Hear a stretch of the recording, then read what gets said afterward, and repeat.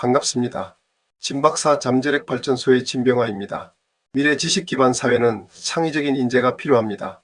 우리나라와 같이 선진국으로 진입하는 나라는 물론이고 개발도상국이나 후진국에서도 미래에 대한 비전을 갖고 있는 나라라면 창의적인 인재 양성에 대한 준비를 당연히 해야 할 것입니다. 창의적인 인재는 태어날 때부터 저마다의 다양한 소질, 즉 영재성이라고도 할 수 있는 풍부한 잠재력을 가지고 있는 사람일 것입니다. 국가나 사회는 개인의 이러한 잠재력을 잘 개발할 수 있게 지원 시스템을 갖추어야 할 것입니다. 그러기 위해서 정책적으로 추진해왔던 교육이 영재교육 또는 수월성 교육입니다. 그런데 수월성 교육을 추진하면서 그 주요 내용을 영재교육, 특히 과학 영재교육에 집중하다 보니 일반 국민들이 받아들이기에는 수월성 교육이 영재교육이고 영재교육은 과학 영재교육이라는 잘못된 등식의 오해가 생긴 것 같습니다. 그러면 그 오해를 하나하나 풀어보도록 하겠습니다. 첫째, 수월성 교육은 영재들만을 위한 교육이 아닙니다. 수월성 교육이 영재교육일까요? 영재교육이 수월성 교육일까요? 영재교육은 수월성 교육의 일부분입니다. 즉 수월성 교육의 큰 카테고리 안에 영재교육이 있는 것입니다. 수월성 교육을 해야 한다고 말하면 조기 발굴된 지금의 영재뿐만 아니라 미래 잠재력을 발휘할 가능성이 높은 미래의 인재까지 모두 포함된 개념입니다. 지금의 영재교육에서 더 많이 확장된 개념이죠. 다양한 분야에서 더 많은 인재가 필요한 우리나라에서는 당연히 수월성 교육을 하여 양질의 우수한 교육의 기회를 더 확대하여 제공해야 할 것입니다. 지금까지 수월성 교육에 대한 오해는 소수의 과학 영재만을 대상으로 하는 것으로 인식되어 왔습니다. 우리 국민들 인식에서 공정성과 균형성의 정의가 바르게 정립되지 못해서 사람들을 혼란스럽게 하듯이 수월성 교육과 영재 교육도 그 정의를 분명히 해서 혼란을 일으키지 않도록 해야 할 것입니다.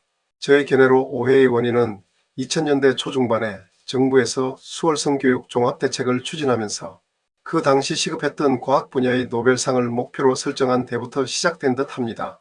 노벨상을 받기 위해서는 조기에 지금 영재를 발굴해야 하고 또 집중적으로 투자해야 하니까요.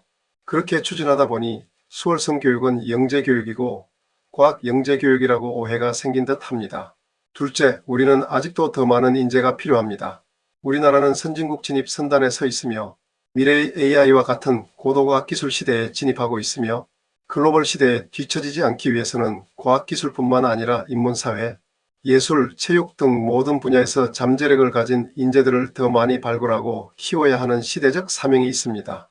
한국산업인력진흥협회의 2013년 자료에 의하면 우리나라의 산업기술 주요 12대 분야의 인력이 매년 37,600여 명 부족하다고 보고되고 있습니다. 과학기술 분야의 고급 인력 부족이 일할진데 다른 분야의 인재 부족 현상은 더욱 심하리라 생각됩니다. 여기서 우리는 생각의 전환이 필요합니다.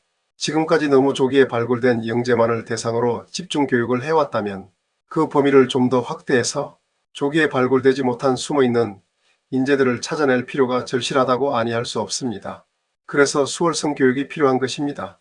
충북대학교 정수정 교수는 우리나라는 인구 감소에 따라 학령 인구도 급감하고 있으므로 더 많은 학생을 대상으로 잠재력을 개발해야 한다고 강조하고 있습니다.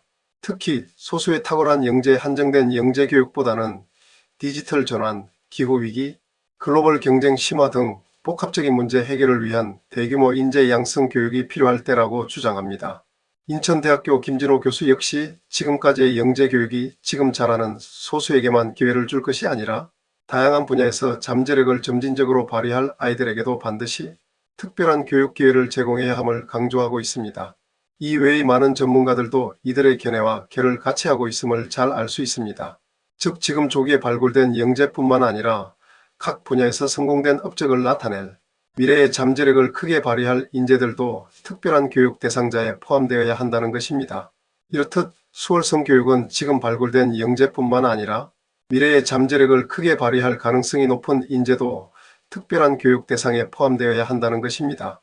가드너는 수월성 교육은 소수의 사람에게만 해당되는 것이 아니라 하나의 집단 또는 사회 전체의 격조를 높이는 일로서 다양한 수준의 능력을 가진 개개인이 높은 수준의 업적을 올리려고 하는 노력 내지는 그 소산이라고 정의했습니다. 미국의 수월성 교육위원회에서는 국가 경쟁력을 강화하기 위해서는 소수의 우수자만이 아니라 모든 학생에게 고품질의 교육 기회를 제공하여 잠재력을 개발할 수 있도록 하는 구조가 필요하다고 한 바 있습니다. 셋째, 수월성 교육의 사례로서 독일과 우리나라를 알아보겠습니다. 독일의 수월성 교육 사례는 로마 S라는 인재 육성 프로그램으로 성취가 학교를 만든다라고 해석됩니다.